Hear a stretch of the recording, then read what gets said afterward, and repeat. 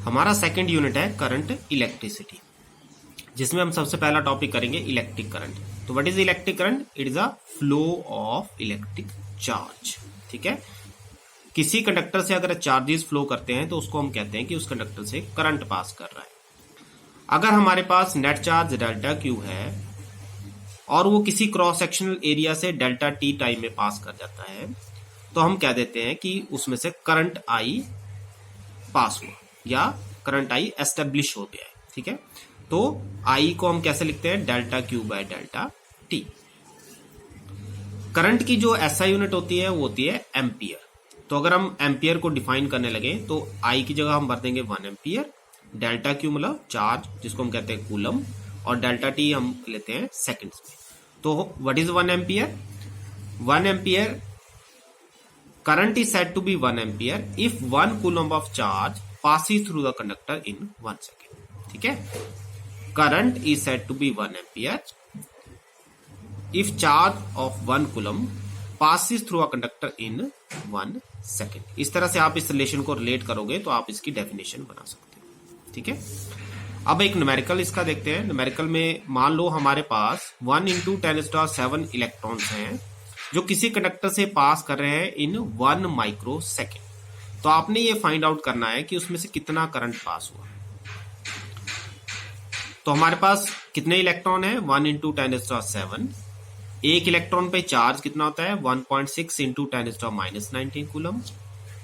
Time कितना दिया गया है? 1 माइक्रो सेकेंड, जिसको अगर हम सॉल्व करें तो ये बन जाएगा एसआई यूनिट में 1 × 10⁻⁶ सेकेंड। तो आपने सारे ही एसआई यूनिट बनाने हैं सबसे पहले, मतलब एक ही सिस्टम बनाना है, जो मैंने आपको पहले +1 में भी समझाया था। फॉर्मूला हमारे पास है I = delta Q by delta T. हमने क्वांटाइजेशन में पढ़ा था what is delta Q? It is N × E। तो N आपके पास कितना दिया गया है? 1 × 10⁻⁷। E कितना दिया गया है? 1.6 × 10⁻⁹ coulomb. What is time? 1 × 10⁻�6 second. तो वैल्यूज जब इसमें पुट करेंगे तो I कितना आ गया हमारे पास? 1.6 × 10⁻⁶ एम्पियर। तो इतना करंट कंडक्टर से पास करेगा। उसके बाद हम सोर्सेज ऑफ करंट की बात करें तो हमारे पास सबसे पहले सेल्स आएंगे, जिसमें जैसे आपने घर में पेंसिल सेल देखे ही होंगे। सेल्स में आपका जो है केमिकल एनर्जी किस में कन्वर्ट होती है? इलेक्ट्रिकल एनर्जी में। ठीक है, उसके बाद आपके पास आते हैं इलेक्ट्रिक जनरेटर्स, जो आपने जनरली देखे होंगे कि आप इलेक्ट्रिक जनरेटर शादियों में भी यूज करते हैं, जिसमें हम मैकेनिकल एनर्जी को किस में कन्वर्ट करते हैं? Electrical energy. ठीक है, फिर थर्मोकपल्स आते हैं। थर्मोकपल्स का मतलब सिंपल मीनिंग ये होता है कि आप किसी कंडक्टिंग रॉड को अगर एक तरफ से हीट कर देते हो और दूसरी तरफ वो कोल्ड है, तो हीट के डिफरेंस की वजह से उसमें इलेक्ट्रिकल एनर्जी जनरेट हो जाती है, मतलब करंट फ्लो करना शुरू कर देता है। उसके बाद आपके यहाँ सोलर सेल्स आएंगे। सोलर सेल में आप सनलाइट को इलेक्ट्रिकल एनर्जी में कन्वर्ट करोगे। ये भी हम आपके इसी साल 9th यूनिट में पढ़ेंगे। सोलर सेल्स वो किस तरह से काम करते हो हम लेटर स्टेज में पढ़ेंगे। ठीक है, और इसमें एक बात और बड़ी इंपॉर्टेंट है समझने वाली कि what is the direction of electric current. तो डायरेक्शन ऑफ इलेक्ट्रिक करंट जो होती है वो होती है higher potential to lower potential. Higher potential मतलब पॉजिटिव एंड को हायर कहते हैं और नेगेटिव एंड को लोअर एंड कहते हैं। मतलब जिस डायरेक्शन में इलेक्ट्रॉन फ्लो करते हैं उसकी अपोजिट डायरेक्शन में आपका करंट फ्लो करता है। ठीक है, कन्वेंशनल डायरेक्शन क्या होती है? Opposite to the direction of electron flow. ठीक है, उसके बाद हमारे पास आता है effects of current. Effects of current में हमारे पास सबसे पहले आता है हीटिंग इफेक्ट। हीटिंग इफेक्ट में हम जनरली हीटर अगर आप देखते हो, हीटर में आपका क्या है, जैसे करंट पास करता है उसमें से आपके हीट जनरेट होती है, तो आप करंट से हीट भी जनरेट कर सकते हो। दूसरा आता है मैग्नेटिक इफेक्ट।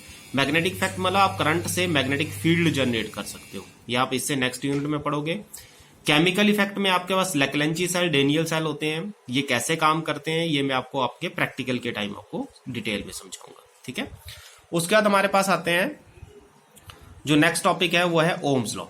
ओम्स लॉ में ये कोई नया टॉपिक नहीं है, आपने 10th क्लास में पढ़ा हुआ है। ओम्स लॉ में क्या होता है? करंट जो फ्लो करता है किसी कंडक्टर से वो डायरेक्टली प्रोपोर्शनल होता है उसके पोटेंशियल डिफरेंस पे।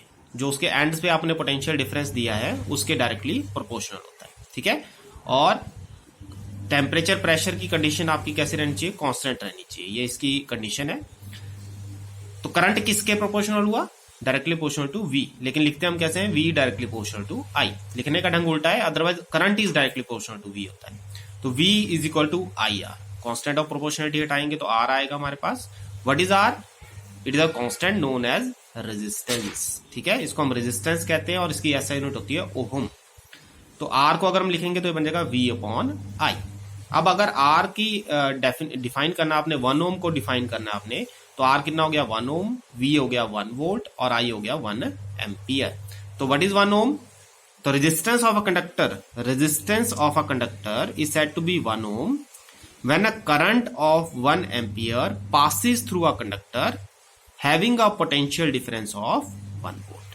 ठीक है, तो किसी कंडक्टर का पोटेंशियल डिफरेंस 1 वोल्ट हो और उसमें से 1 एम्पियर करंट पास कर रहा हो, तो उस टाइम जो कंडक्टर आपको रेजिस्टेंस ऑफर करेगा दैट विल बी 1 ओम।